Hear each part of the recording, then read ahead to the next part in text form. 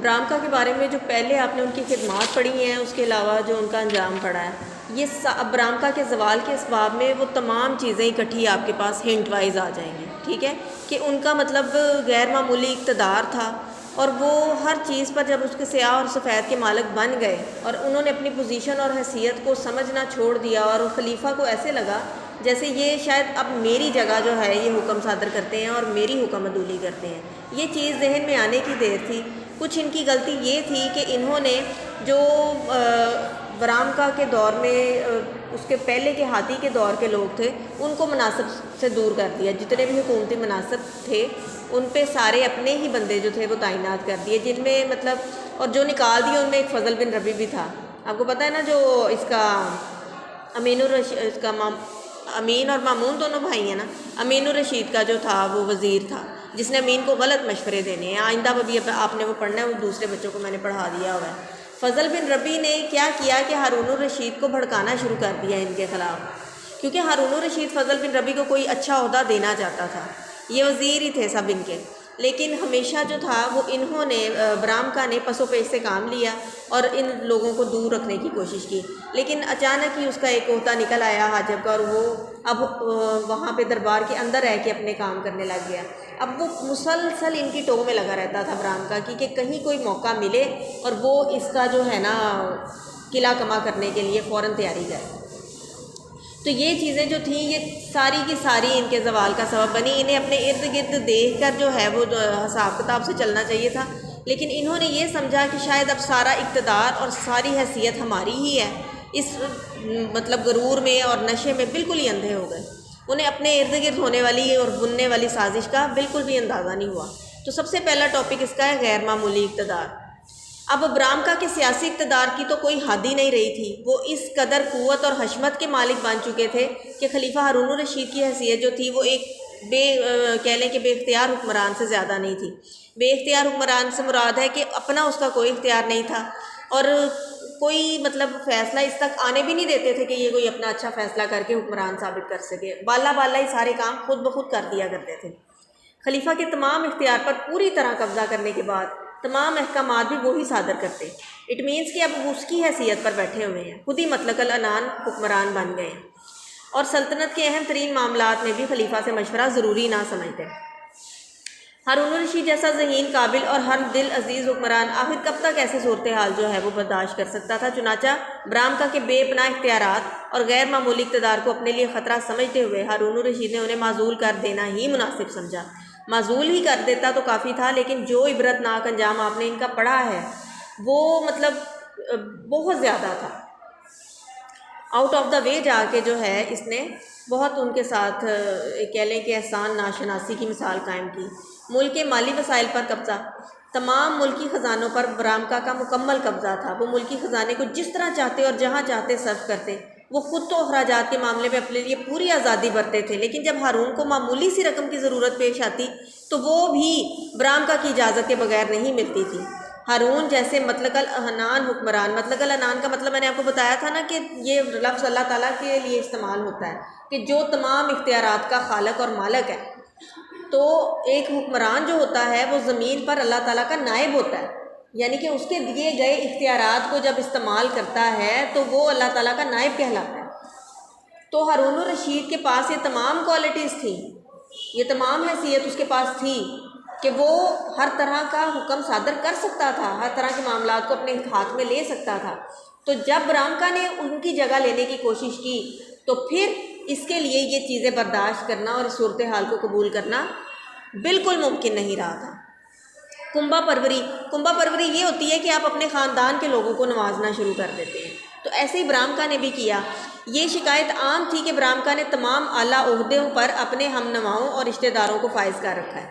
ٹھیک ہے۔ ہم نوا ہوتا ہے کہ جو آپ کی ہاں میں ہاں لائے، آپ کی آواز بن جائے۔ اس بے پناہ اثر و رسوخ نے برامکا کے کئی ایک دشمن بھی پیدا کیے، حاسد بھی پیدا کیے، جو ہر مناسب موقع سے فائدہ اٹھا کر خلیفہ کے کان بھرتے۔ یہ بات میں نے آپ کو کل بھی بتائی تھی۔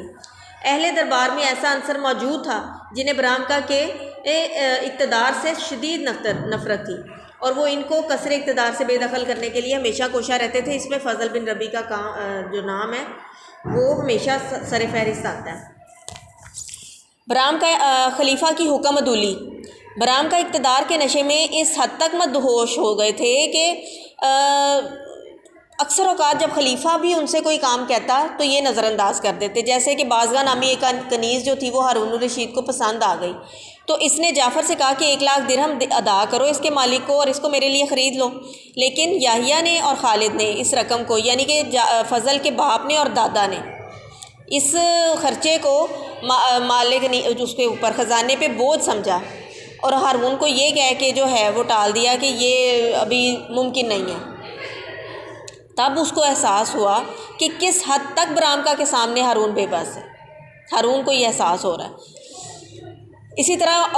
ابن عبداللہ فاطمی کی رہائی بھی خلیفہ کی آنکھیں کھول دینے کے لیے کافی تھی۔ فاطمی اور علویوں سے بیسیکلی حمایت کا درجہ حمایت کرتے تھے جو برامکا تھے، اور ایک بندہ تھا جو علویوں میں سے تھا، فاطمیوں میں سے تھا، ابن عبداللہ فاطمی، جس کو خلیفہ نے پکڑوایا تھا اور ان لوگوں نے رہا کروا دیا۔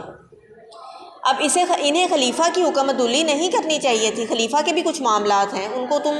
ایز اٹ از چلنے دو، لیکن جب ان کی اپنے مطلب پسندیدگی کی جہاں بات آتی ہے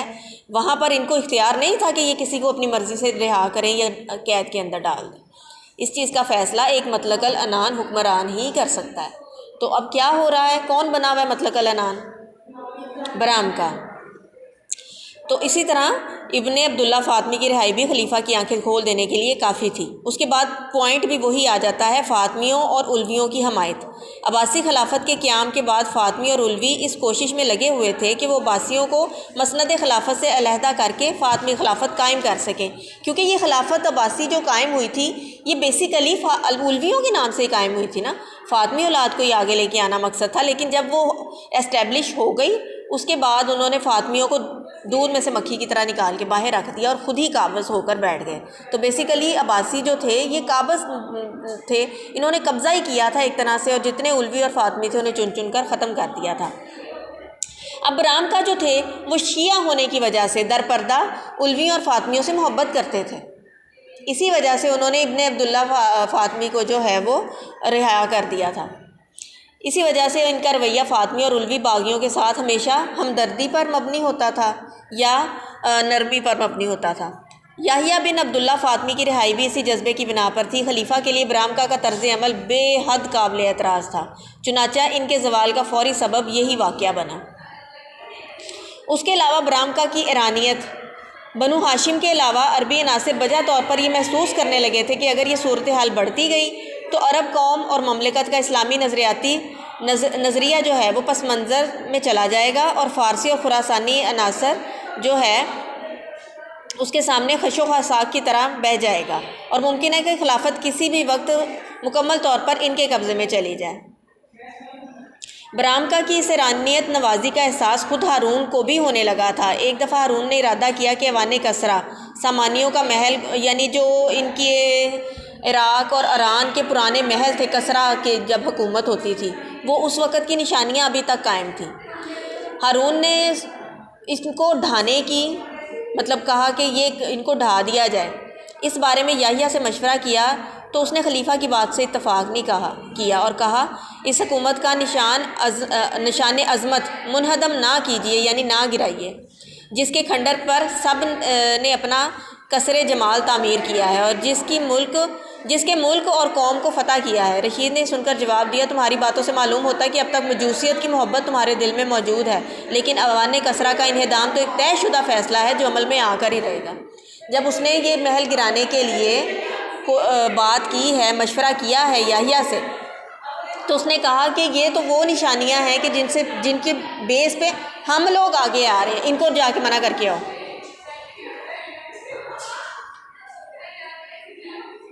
یہاں سے چلی جائیں آپ فوراً۔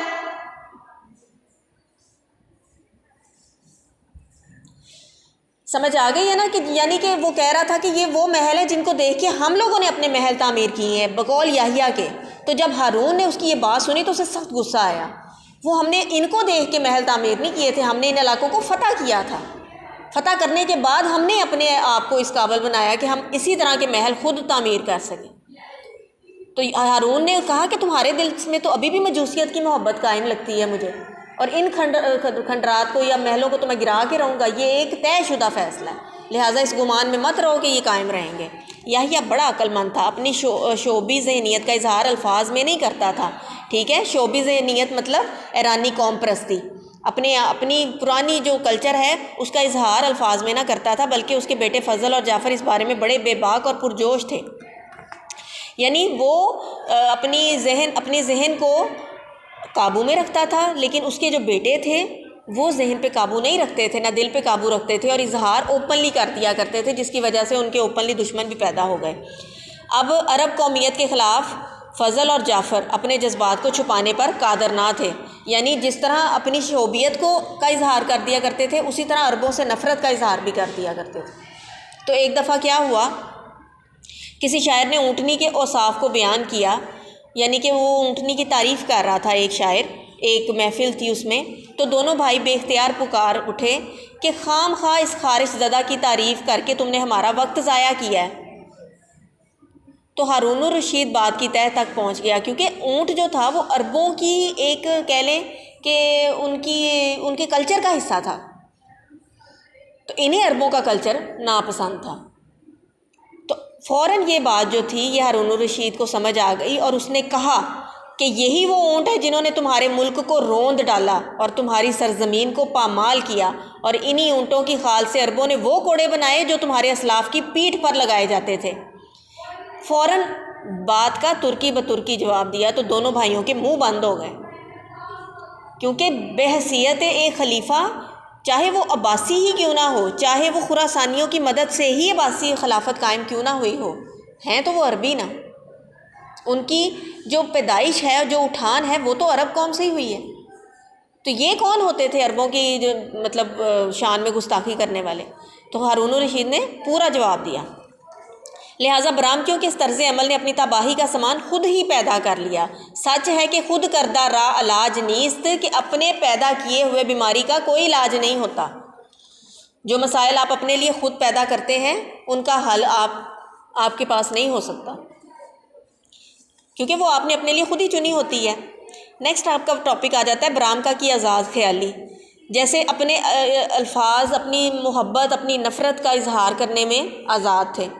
تو اسی وجہ سے ان کی جو تھی یہ ہارون کو بدظن کرنے کے لیے حرکت کافی تھی۔ انہوں نے فلسفہ اور دیگر دنیاوی علوم کی خوب سرپرستی کی، لوگ انہیں ان کی آزاد خیالی کی وجہ سے بے دین قرار دیتے تھے، کیونکہ انہیں اسلامی اقدار اور نظریات سے کوئی لگاؤ نہیں تھا، بیسیکلی اقتدار کا حرص تھا اور وہ ان کو ملا ہوا تھا، اسی وجہ سے ہارون کے دل سے اتر گئے۔ برامکا کی دولت اور ثروت۔ یحییٰ اور خالد برمکی باقاعدہ اپنا دربار لگاتے، لوگوں کے ساتھ انتہائی فیاضی سے پیش آتے۔ آپ نے پڑھا ہے نا، انہوں نے جو اپنا قصر عالی شان تعمیر کیا ہوا تھا وہاں دربار بھی لگایا کرتے تھے۔ حاجت مندوں اور سوال کرنے والوں کو منہ مانگی دولت عطا کرتے۔ ان کی سخاوت اور فیاضی کے قصے زبان زد عام اور خاص تھے۔ عوام و خواص برامکا کی ظاہری شان و شوکت، دولت، ثروت، فیاضی کی بنا پر خلیفہ کی بجائے ان کے دروازوں کا رخ کرتے تھے۔ کس کی بدولت؟ کہ فیاضی بہت زیادہ کرتے ہیں، ہمیں کیا ضرورت ہے دربار میں جا کے خلیفہ سے مانگنے کی جب ہمیں بغیر مانگے مل رہا ہے۔ حتیٰ کہ شاہی محل کے ملازمین تک خلیفہ کی بجائے ان کے وفادار تھے، یعنی خلیفہ کو کل کو ضرورت پڑتی اور دوسری طرف ان کو پڑتی تو کس کا ساتھ دیتے وہ ملازم؟ برامکا کا۔ مخالفین نے ہارون کے ذہن میں یہ تاثر راسخ کر دیا، یعنی پکا کر دیا کہ برامکا نے تمام ملک کو اپنی ذاتی جاگیروں میں تقسیم کر رکھا ہے، یعنی اب ہارون کا ذہن لوگوں نے پکانا شروع کر دیا ہے اور اس پہ یہ گمان پکا کر دیا ہے کہ تمام جگہوں پر برامکا اپنے پنجے گاڑ چکے ہیں اور خلیفہ کے لیے یہ خطرے کی گھنٹی ہے۔